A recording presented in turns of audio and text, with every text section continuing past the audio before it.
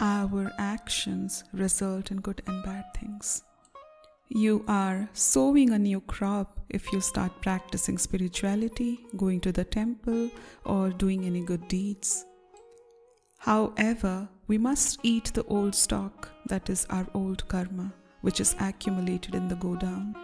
When this new crop is harvested in the future, we will eat this new crop. The farmer first prepares the field, then sows the seeds, irrigates it, and spends a lot of money to nurture it. When the harvest comes, he harvests 60 tons of wheat from 1 ton of seeds. People might consider him foolish for investing in a ton of seeds. They curse him, and he gets worried. What should he do? He should keep quiet for 4 months. After 4 months, when the harvest reaps, what others say won't matter to him. Any cultivation doesn't yield immediate result. Good karma is never wasted. Even bad karma results in punishment, so good karma cannot be wasted without bringing auspiciousness to you. Yes, we must bear the consequences of our past life's action, so never lose faith in God. Now, let me tell you a story on workings of karma. 2 friends studied together in school. When they grew up, one of them went to the wrong path.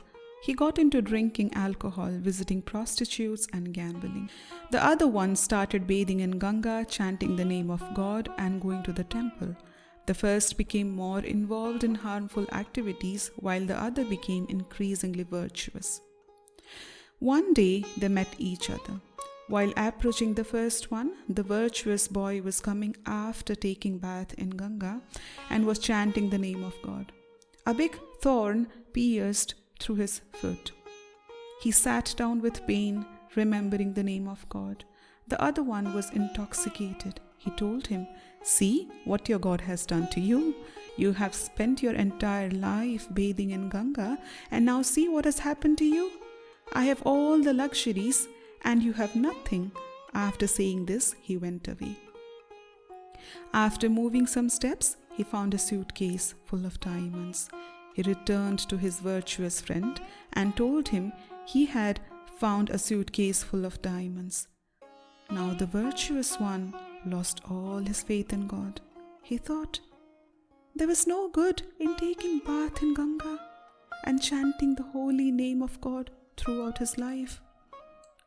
But God always protects his devotees' faith. Whenever someone's faith is shaken, God sends someone to restore it. God appeared as an old Brahmin and saw the boy's painful condition. The boy told him about what happened to him and his friend. My friend, who was involved in all the sinful activities, got a suitcase full of diamonds, and I didn't even receive food. The old Brahmin played scenes from his past life. He had committed such sinful deeds that he was supposed to be crucified, resulting in a painful death. The Brahmin said, "Due to the influence of your worship, all your sins have been destroyed. Small pain due to the thorn destroyed your punishment of crucifixion. Your good deeds will now lead you to progress in auspiciousness. Your friend has good deeds from his previous birth. He was supposed to be a king. However, due to the bad deeds at this birth, he destroyed all his good deeds. Now he has a suitcase full of diamonds, and his good deeds are over. Whenever he enjoys these diamonds, his bad deeds from the past and this birth will accumulate and punish him." The boy's faith was restored, and he agreed to continue his good practices. The Brahmin said, "No spiritual endeavor goes to waste ever." Now the question comes, why do good people suffer and bad people enjoy? We frequently see that the one who works the path of truth and does bhajan becomes unhappy, and the one with bad conduct is happy. But keep in mind that he is happy as long as he is reaping the good deeds from his previous births. Once the fruits of good deeds come to an end, he will become miserable. When individuals commit virtuous deeds and advance on the path of spiritual growth, they may encounter adversity or suffering to address their past bad karma.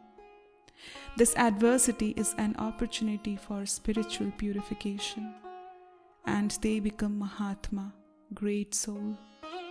Conversely, individuals who have accumulated positive karma from past good deeds but engage in negative actions in the present may initially enjoy the benefits of their past good karma.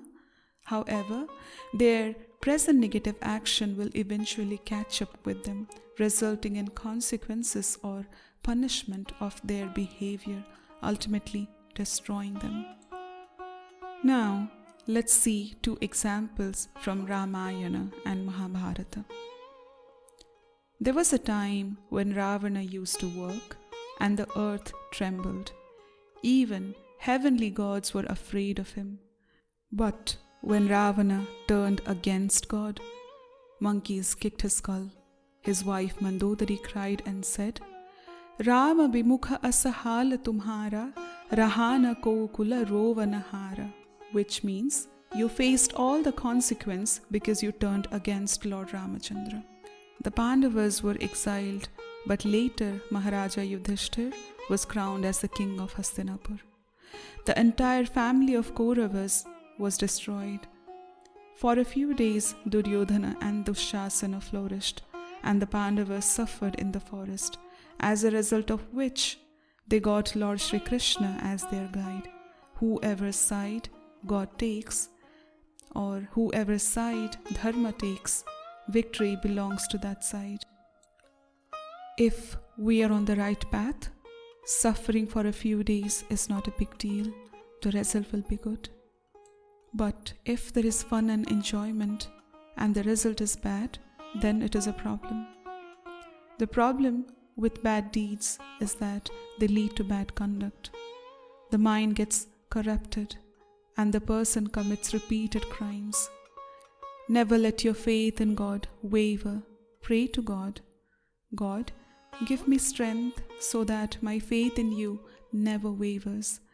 Maya will try to attack you when you work on the right path. Tolerate it. You are extremely fortunate if you practice spirituality. Go to the temple and do not have any addictions.